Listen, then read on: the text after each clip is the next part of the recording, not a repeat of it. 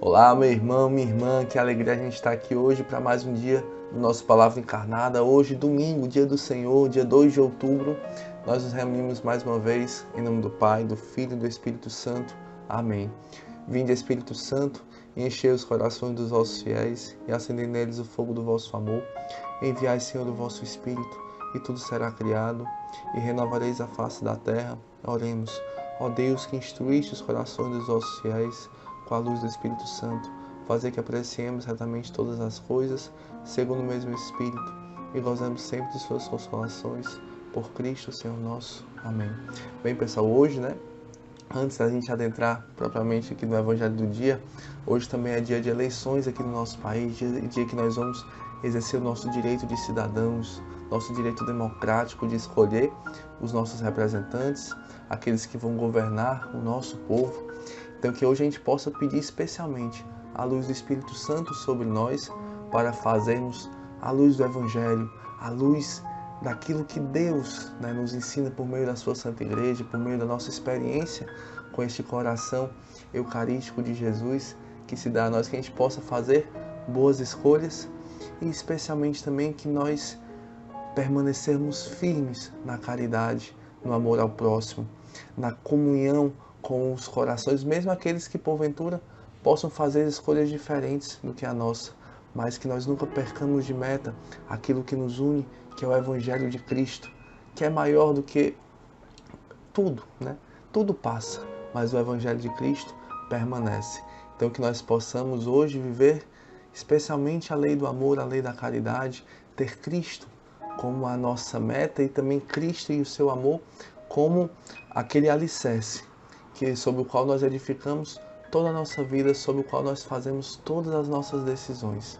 Amém? Então, hoje a liturgia nos propõe o Evangelho que está lá em Lucas, capítulo 17, versículos de 5 a 10. Naquele tempo, os apóstolos disseram ao Senhor: aumenta a nossa fé.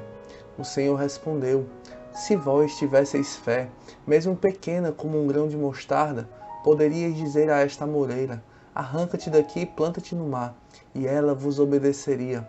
Se algum de vós tem um empregado que trabalha a terra ou cuida dos animais, por acaso vai dizer-lhe quando ele volta do campo: vem depressa para a mesa?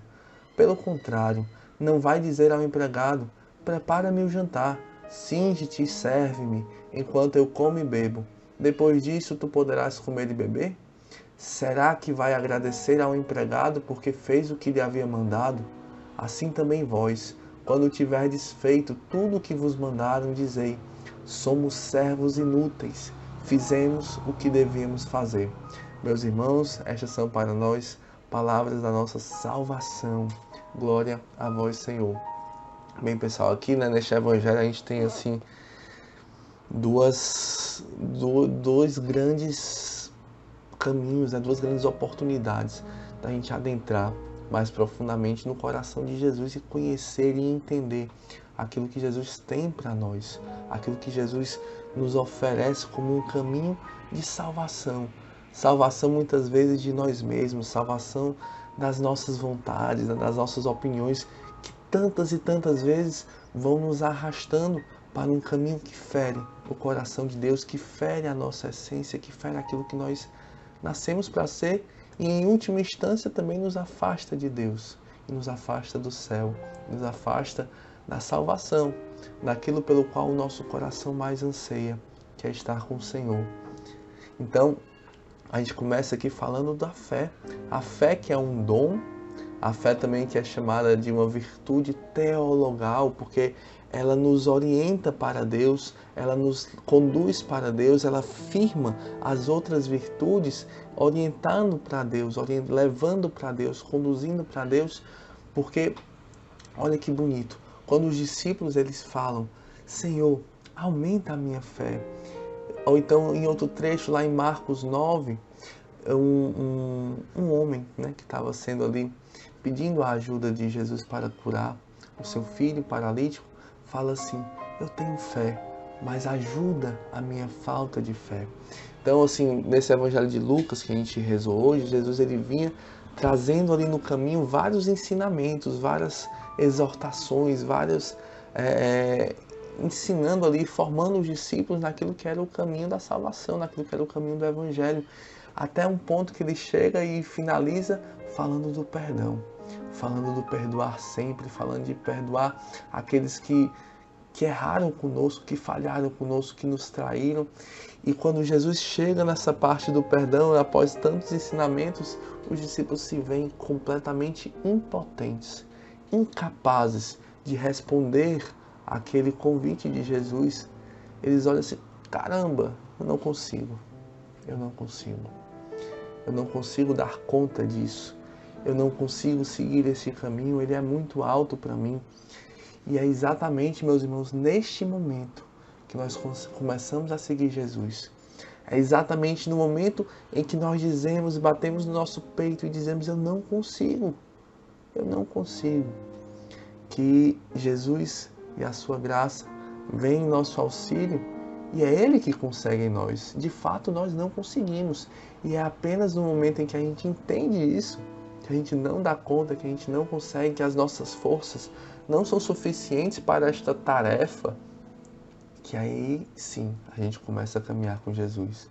Enquanto nós estamos confiando nas nossas forças, nos nossos talentos, no nosso ímpeto, na nossa vontade, enquanto nós estamos nesse caminho, nós estamos caminhando sozinhos. No momento em que nós, de alguma forma, nos desesperamos de nós mesmos, mas esperamos tudo em Deus, temos fé naquele que nos chamou. Eu sei em quem eu coloquei a minha fé e não foi em mim, foi em Ti, Jesus. Foi em Ti, Senhor. Nesse momento, a graça de Deus vai nos levando para frente, né? Então isso é lindo, né, da gente ver.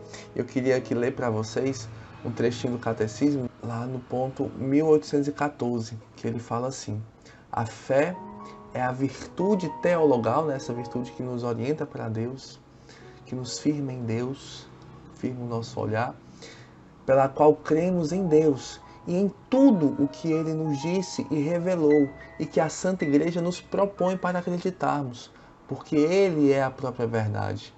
Pela fé, o homem entrega-se total e livremente a Deus, e por isso o crente procura conhecer e fazer a vontade de Deus. O justo viverá pela fé, está lá em Romanos 1,17. E a fé viva atua pela caridade, Gálatas 5. De forma, aí aqui já continuando, de forma que, como nos ensina a palavra de Deus, a fé sem obras, ela é morta, né? O que é que isso quer dizer?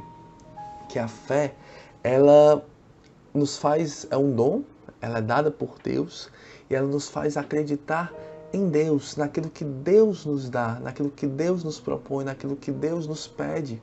Eu sei em quem eu coloquei a minha fé, por isso que eu vou, porque é Deus quem está me chamando, né? Então, pela fé, o homem ele se liberta. O homem ele abraça uma vida inteiramente despojada, uma vida inteiramente pobre. O homem, pela fé, ele se torna livre, porque ele deixa de confiar em si mesmo, naquilo que ele pensa, naquilo que ele acha, naquilo que ele sente que é o melhor, e ele se lança inteiramente nos braços de Deus, confiando na voz que chama, confiando que Deus tem o melhor para ele, por isso ele não tem nada a temer, ele vai. Eu vou, Senhor, eu vou, e quem me impedirá, se ao meu lado está o autor da minha fé. É como a gente canta. Então, que a gente possa hoje, neste dia, pedir a Deus o dom da fé. Pedir a Deus que faça crescer em nós esta graça, para que a gente possa responder com coragem, responder com ousadia e responder com confiança a tudo aquilo que Deus tem para nós. Senão, não, é como fala, não interessa se você está preso por uma corrente pesada e grossa ou se por um filete, você continua preso. Você às vezes você caminhou muito e foi quebrando várias correntes que te prendiam à tua vontade, te prendiam às coisas aqui do mundo, mas você ainda não consegue voar, você ainda não consegue ser livre, porque às vezes é um filetinho que falta você se abandonar em Deus. Vamos dar, meus irmãos, este salto mortal, um salto de coragem, um salto de abandono, um salto de confiança naquele que nos amou primeiro e nos chama.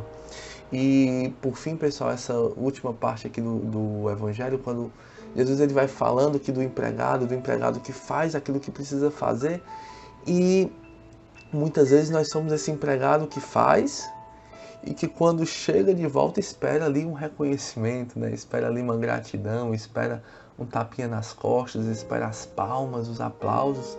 E Jesus fala, olha, você não entendeu nada ainda.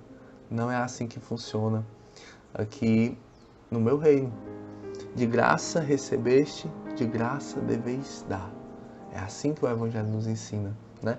E a gente, muitas vezes, a gente quer viver uma vida em Deus, mas sem entrar na forma de pensar de Deus, na forma de agir, na forma de sentir. Então a gente vai caminhando com Deus e querendo fazer as coisas de Deus, mas com a lógica do mundo, esperando retribuição, esperando aplausos, esperando reconhecimento, esperando ali as honras deste mundo, ou até mesmo as honras de Deus, que Deus diga muito bem, meu filho. Mas não é assim, meus irmãos, porque Deus ele não faz assim com a gente. Deus ele nos dá de graça. A lógica de Deus é a lógica da gratuidade, é a lógica da generosidade, de dar mais. Não é dar aquilo que está ali na regra, é dar mais, é dali para cima. É dar mais, sempre mais. Porque Deus ele faz assim com a gente. Deus ele se dá por inteiro. Quando não, ele se dá até o alto da cruz, quando não tem mais sangue, jorra água do seu peito transpassado. Deus ele não se limita. Deus ele se dá por inteiro. E ele nos chama a fazer este mesmo caminho dele, né? Então que a gente possa pedir hoje este dom também da generosidade, o dom do amor, o dom da caridade, o dom de viver a lógica de Deus, que é a lógica da gratuidade, de dar tudo, porque nós recebemos já tudo de Deus. O que é que nós temos nosso que não veio de Deus, né? O que é que nós estamos aqui querendo guardar para a gente? Do que é que nós temos medo de perder? O que é que ainda nos prende, que nós não conseguimos ser livres? Será que nós ainda não temos uma confiança realmente plena? E é por isso que a gente fica ali preso, é por isso que a gente fica ali querendo ter alguma segurança em outras coisas, alguma segurança em pessoas, alguma segurança em bens, algumas seguranças em planos, em projetos, e não nos permitimos ser livres em Deus, sim fazer planos, sim fazer projetos, sim amar pessoas, mas antes a Deus, antes escolher por Deus, Deus em primeiro lugar. Que a gente possa pedir ao Senhor a graça, o dom da fé. A fé que nos conduz à esperança, que nos leva a uma caridade mais perfeita, de amar aquele que nos amou por primeiro, aquele que nos chamou e no qual nós colocamos a nossa confiança, a nossa esperança. Peçamos a Deus esta graça e a graça de concretizar esta fé na caridade a Deus e aos irmãos. Amém? Ave Maria, cheia de graça, o Senhor é convosco. Bendita sois vós entre as mulheres e bendito é o fruto do vosso ventre, Jesus. Santa Maria, Mãe de Deus, rogai por nós pecadores, agora e na hora de nossa morte. Amém. Em nome do Pai, do Filho e do Espírito Santo. Amém. Valeu, pessoal.